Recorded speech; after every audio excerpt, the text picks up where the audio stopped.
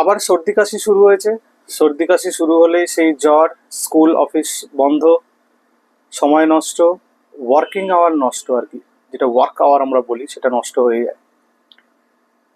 প্রত্যেক বছরে এই সময় হয় সিজন চেঞ্জ হওয়াতে, বর্ষাকাল। সেই জন্য বাঁচতে গেলে সর্দি কাশি থেকে আপনাকে বছরে একটা করে ফ্লু ভ্যাকসিন নিতে হবে। ফ্লু ভ্যাকসিন আপনাকে অনেক সর্দি কাশির প্রকোপ বা উপদ্রব থেকে আপনাকে বাঁচাবে। যাদের সর্দি কাশি হয়েছে তাদের কাছ থেকে নিজেকে আইসোলেট করতে হবে মাস্ক পরে।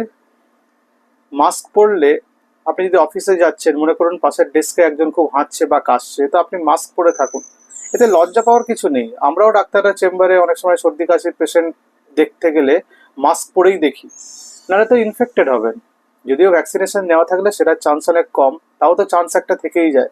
তা মাস্ক পরাটা খারাপ জিনিস নয়। মাস্ক পরলেই যে আপনার করোনা হয়েছে এরকম লোকে মনে করবেন না।